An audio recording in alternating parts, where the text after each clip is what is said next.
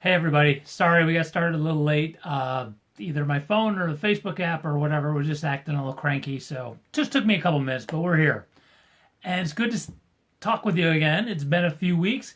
On Sundays I've been out knocking on doors and doing a whole bunch of other things for the campaign. It's been going swimmingly, for lack of a better word. The campaign's been going very, very well. I've been getting great feedback from everybody and some awesome responses. And I have to be honest with you, while we still got a lot more to do these last 2 weeks, 2.5 weeks, I'm ready for it to be over. I've been working on this for almost a year, since December, and yeah, I'm curious to see all the things that I've been doing, how it turns out. So I'm looking forward to it. But we're not done. Still got stuff to do. Like tonight. Tonight we're going to talk about what City Council can do to help our kids. And some of this that you're going to see, I've talked about in previous videos. It's been on the website for a while, but I'm going to kind of put it in a context that's a little bit different. And then at the very last thing I'm going to talk about, a way we can help kids, is something that's new. It's been posted on the website for a couple weeks, but I haven't had a chance to talk with you about it, and I'm really excited. It's an idea that I've been kicking around in my head for a while, actually, and talking about it with some folks way before this campaign even started.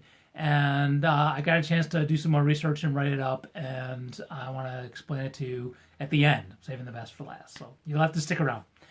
So if you've been watching these videos or you've been reading, checking out the website, you've seen some of these, but I'm going to put this in a way that what City Council can do, should be doing, it's part of their jobs actually, in my opinion, is there's an indirect avenue that can be taken to help our kids, and in a direct way that's directly exactly to go for kids. And the indirect thing is basically helping parents and the families with things that are needed on a daily basis: food, clothing, shelter, healthcare, daycare, things like that.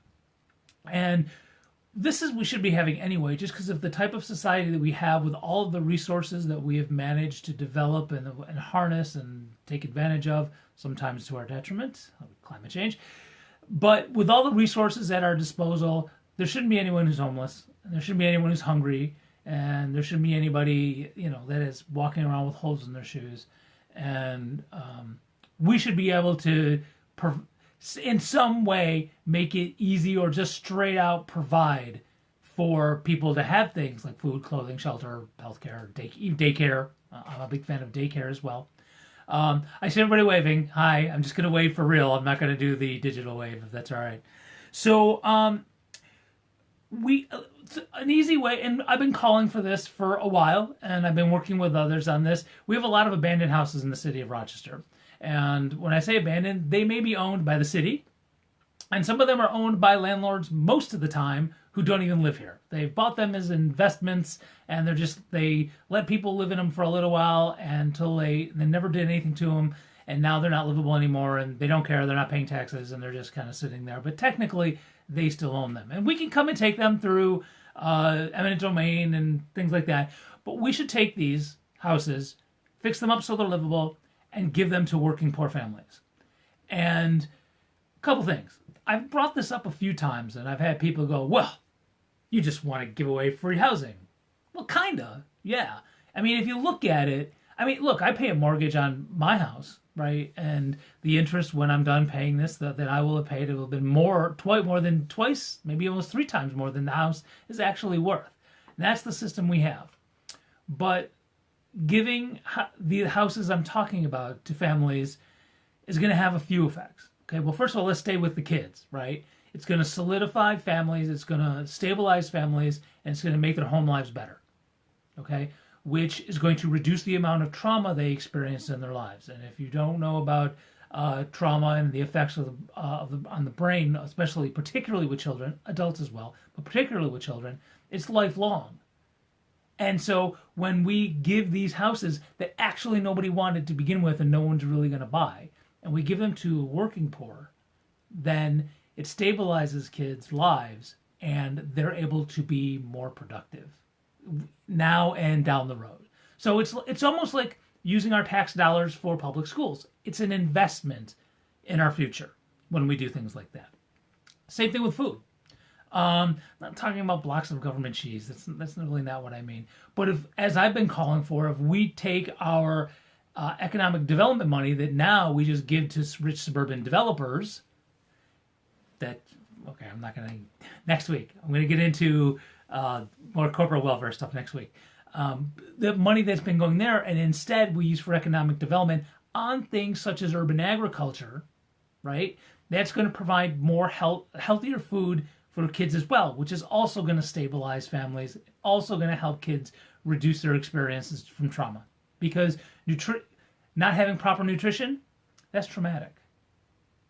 So, again, doing that economic development not only creates, and I don't call them jobs, it creates careers, because the economic development I want to create are cooperatives where people actually own and co-run the businesses that they make. But I've talked about that in other ways, and it's on the website. But again, not only does it have that effect of economic development, it stabilizes the lives of children. See, because that's a little bit more of an indirect thing that city council could be doing. I've talked about this. I've had a whole video. It went well over a half an hour on what city council and the mayor should be doing about our schools. We do that. You can go check that out. We do that. Obviously, schools are better. It solidifies children's lives. Also, the adults could be working on. Now, when I talked about education and the changes that need to be made in our schools, I was talking about not only having the city government improves our kids' home lives, but also what goes on a day-to-day basis in the schools. That's more of a school board thing. But I'll tell you what, adults, not just people in office, but you and me, and because I'm not in office yet, but even when I am, so the folks who are in office and you, we should be fighting all of this focus on standardized testing, so that what happens in schools, so that it's not traumatic for kids there as well. If you have a cruddy life outside of your day job, when you get to your job and your job's cruddy, that puts even more stress on you. So if you're a child and you have a cruddy life outside of school, at home, and then you got to go to school and you're just told, well, all we want you to do is create data, perform on these tests. And you have that stress, right? It's not really learning either, but you create that stress, that exacerbates the trauma. So doing the things that I've called for before to actually improve to make schools student-centered will actually reduce kids' trauma. And that's not going to happen on its own. I don't know if there's anybody on the school board that's understands that or is willing to do that, because that might take some civil disobedience, because the state and federal governments are all about data. And some say that it's a plot to privatize our schools. Maybe. I don't know one way or another. I don't have proof one way or another. It does kind of walk like a duck in this case, because of the way that it seems like on purpose they're setting up our schools to fail and setting up our kids to fail, which is traumatic for children, and that does have a lifelong effect on kids as they become adults. And speaking of which, I picked this red shirt on purpose. It's a little backwards behind me, the writing, but my sign that's supporting the GM workers that are on strike, and I'm wearing red in solidarity with the teachers in Chicago that are on strike right now too. So I like to feel that this campaign is kind of not a protest in terms of I'm not going to win, because I think there's going to be, thanks to all you guys, I think there's going to be a really pleasant surprise coming on November 5th. I can't wait. It's going to be really cool to see how this all works out. But I do see this as kind of like, my campaign is like voters going on strike from the status quo. And all the support I've gotten has been like voters saying, hey, we're not going to put up with this anymore. We're going to go do something that actually makes sense. And I think that's what this campaign's been about. I digressed. All right. So some direct things we could do. Again, if you've been paying attention to the campaign, you've already seen this. It's actually on my campaign literature that I've been passing out when I go door to door or at meetings or any events. So again, we have the money for this. That's spelled out at my website, where this money's from and how we can get it and use it for this. Our libraries and recreation centers should be open 7 days a week, as if it were a federal office or a government office. Yes, you might have off for federal holidays, Man, but even then, if there's a way we could keep those open, because that's when kids need them, when there's no school or nothing else is open. But first things first. Libraries, just in general, and rec centers need to be open 7 days a week. We should, I know Alex White, who's running for city council in the South District. If you live in the South District, you should totally be voting for him. He's been calling for more money for job programs for teens, and that absolutely we should be doing. That's a direct thing that we can do that would help our kids. And again, that's an investment in more than one way, because it not only provides kids with things to do that's productive and gives them some money so that they're not doing things they shouldn't be to raise money, but it also, the jobs that they could be doing will also help society. Myself, one of the part-time jobs I had while I was in school was working for the city at a recreation center. I was at Edgerton for a couple of years, and I did during the summer anyway. And the things I did helped kids that came to the rec centers.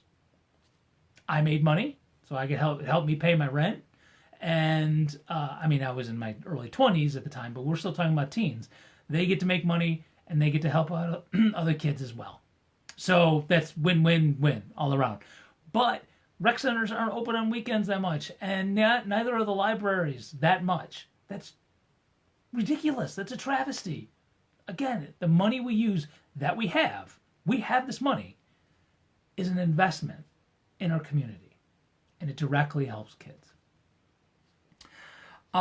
This might sound like it's not a direct way to help kids, but it really is. If you're a child who lives in Rochester and you're a person of color, this will directly affect your life. We need to pass the referendum for the Police Accountability Board. In case you missed it, the police union, the Locust Club, sued to have the referendum taken off the ballot this year, November 5th. And the judge didn't take it off the ballot, but he kind of left it hanging if it was going to even count, and I don't know. So that was appealed by the city of Rochester, and they actually won for a change. It was actually it's like a holiday miracle.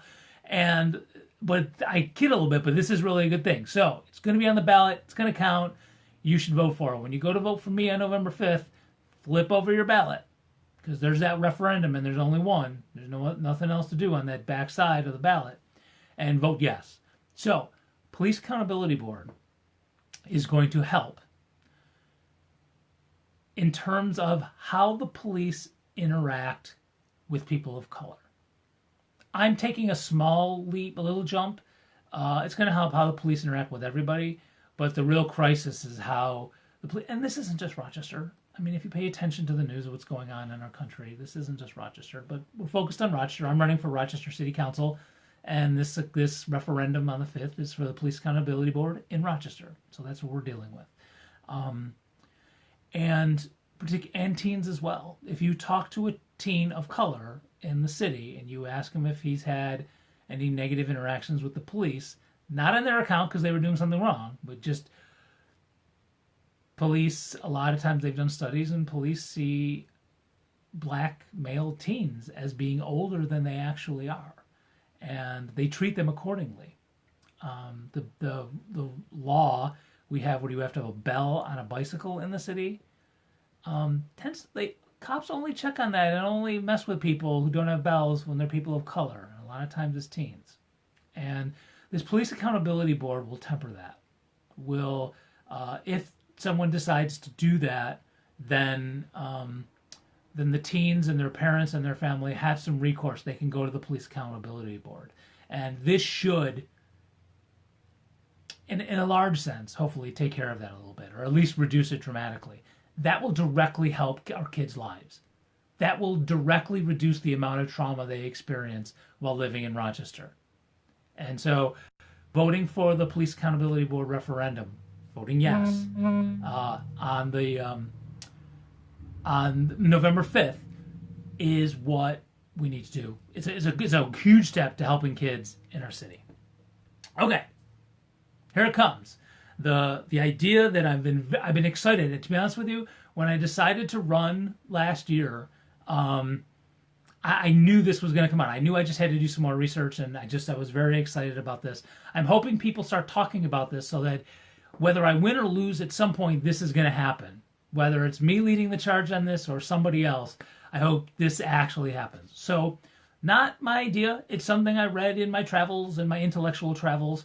I would like to see every child born into poverty in Rochester, when they're born, to be given a savings account with $50 in it. I know, that sounds a little weird. Remember, us, we old people, you remember back in the day in elementary school, you got to save money, you had to have a savings account. I never knew how that worked, where that money went. Maybe it was Rochester Community Savings. I don't know. I don't know where that money went. But you had a savings account, and you were able to put, even if it was 25 cents, you were able to do that. And it was supposed to, yeah, it saved you a little bit of, you saved a little bit of money, but it taught you that concept of saving money. So I would like to kind of do that, but on steroids. I would like to start every child born in poverty in Rochester with $50 that goes into a savings account.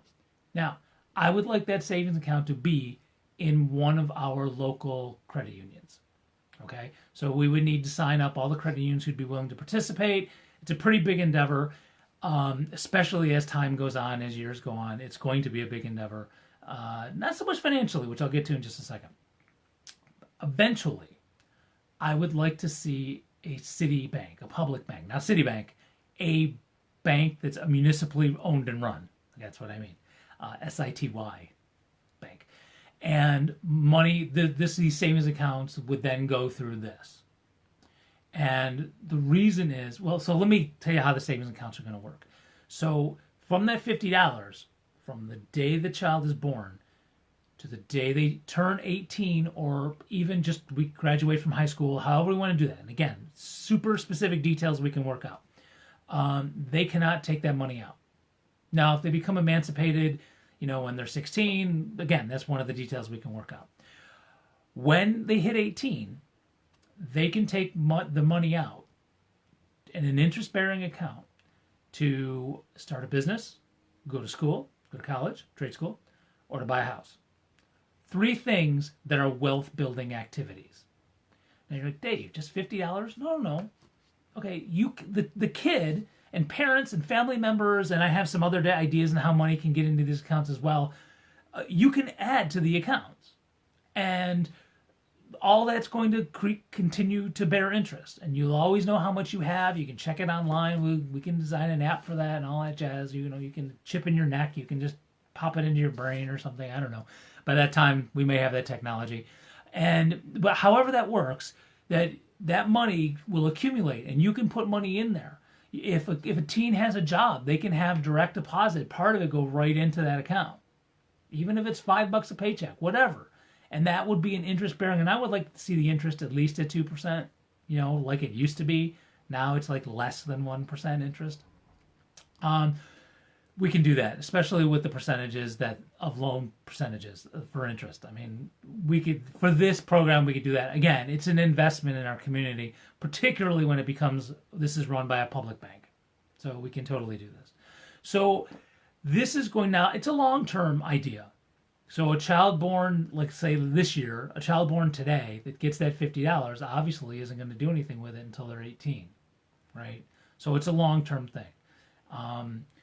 We have the mayor, not just this mayor, not our current mayor, but mayors past, all that.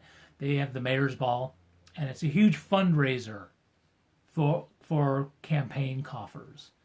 Well, we can have a mayor's ball or a city council ball where all of these rich folk come in their fancy tuxedos and dresses, and the money for that, instead of going to political coffers, can go into putting money into each of these accounts that are active.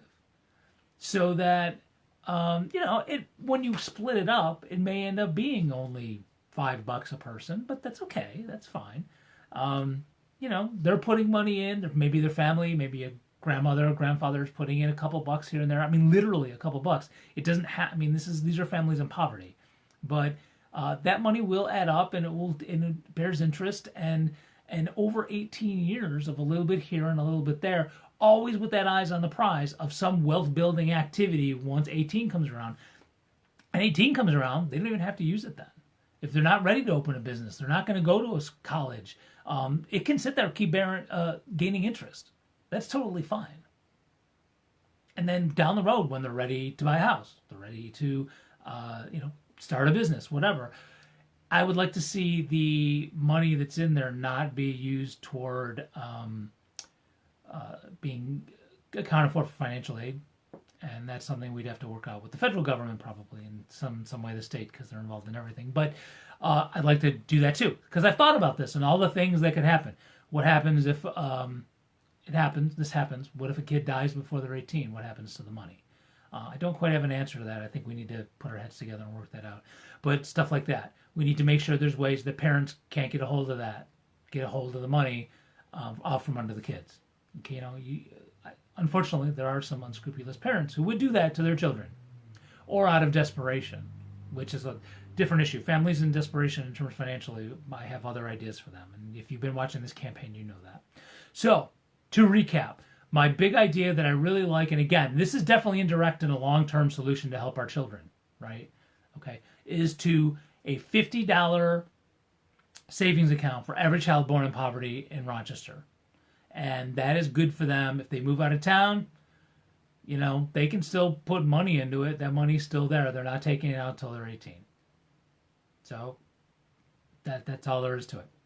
And if they put money into it, they're doing it with the agreement that they're not getting it until they're 18.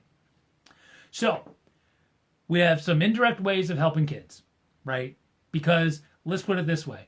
If you've ever, by the way, I don't know if you know this, starting in September, I am now back teaching in the Rochester City School District. And with the kids, there's nothing going on there that I didn't already know about. It's been about 10, 12 years since I've been in the district.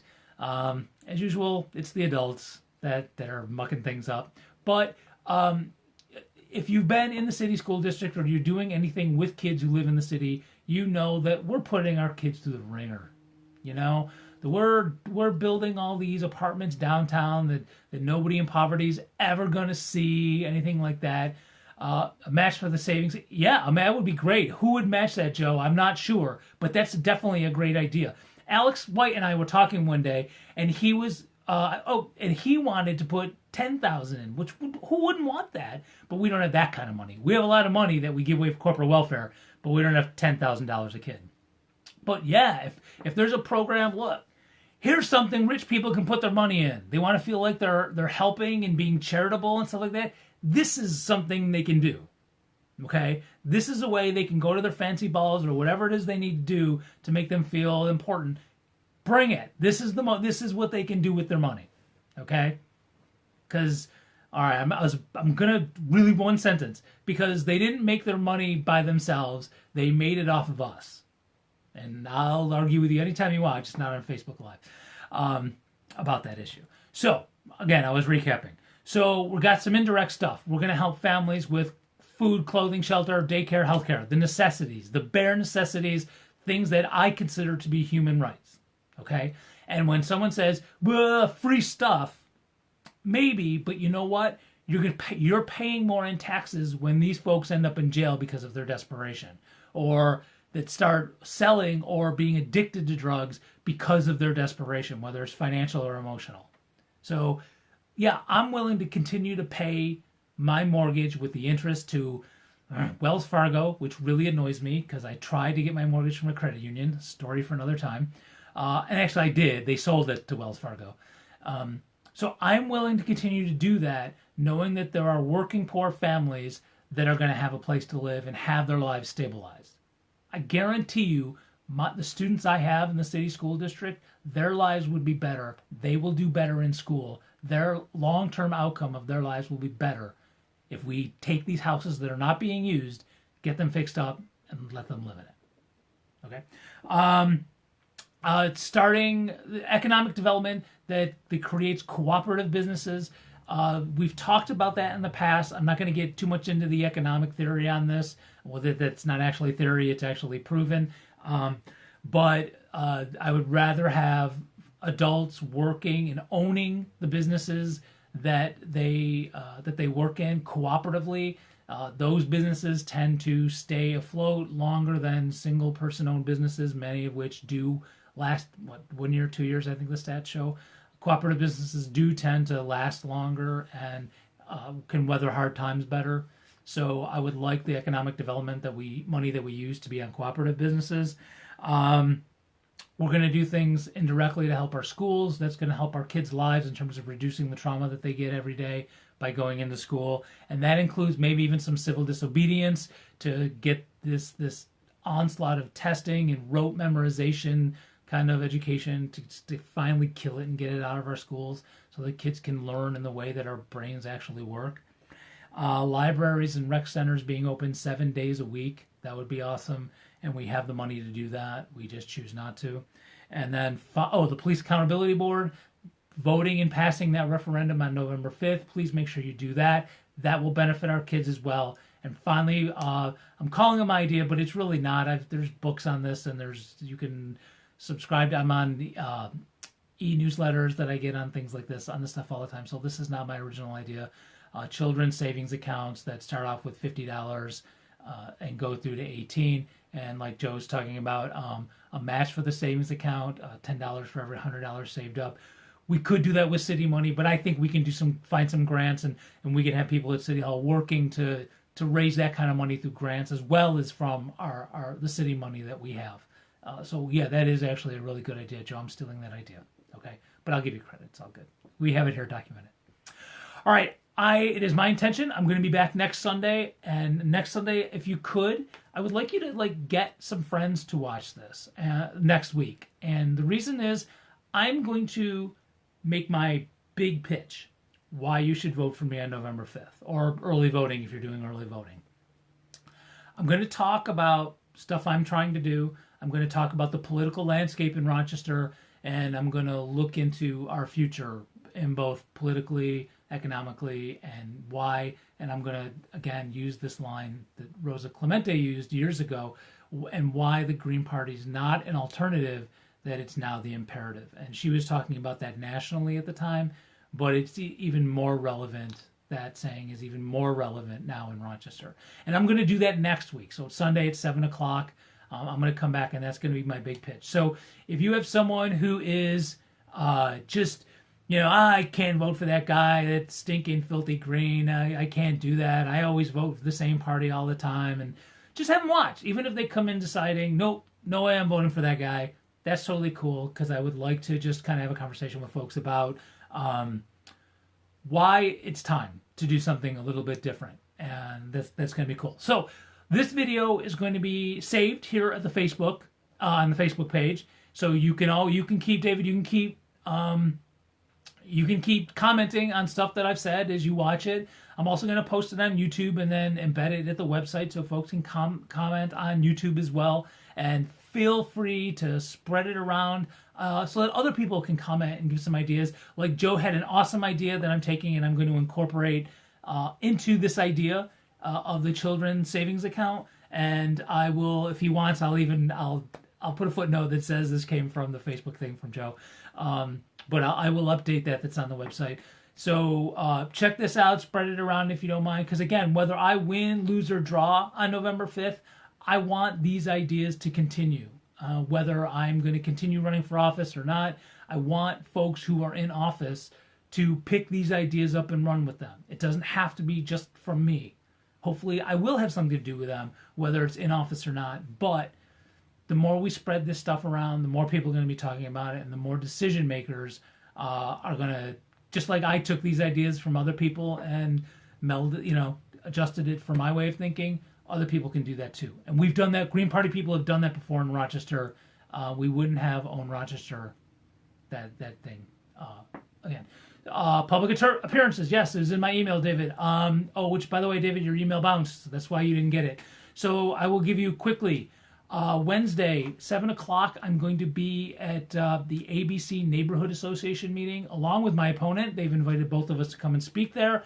It's at 7 o'clock on Wednesday, and that's going to be at 1600 East Avenue in the first floor community space. Thursday, this is kind of a public appearance. I will be on the radio at, I believe it's from 11 to noon. And it's going to be on WAYO, which is 104.3 FM, or wayofm.org. And I'm going to be on Recovery Coach Radio, and I'm going to be talking with Keith and Lori about the opioid addiction and the overdose epidemic that's happening here in Rochester. I do have a platform plank on it, but we're going to talk about it. Keith and Lori are amazing. I've worked with them in some different ways, both on radio, and I've taken a class of theirs, which has just been phenomenal. They're two awesome people. So anyway, that's Thursday at 11 a.m. on WAYO 104.3 FM. Let's see what else is happening. I'm going to be showing up at a church, and I'll have this posted on the local events section at the website. I was invited to speak at a church, not in this district, it's actually in the Northwest, it's over on Dewey Avenue, but about elections and voting and stuff like that. So if you want to travel over to Dewey Avenue and you can ask me questions there, you're always welcome to. Plus, you can always get a hold of me here on Facebook. There's a contact page on the website. I'm on Twitter and Instagram as well.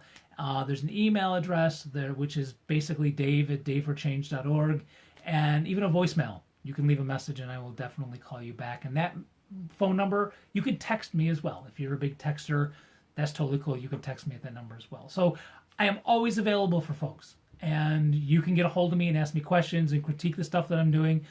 Give me other ideas like Joe just did.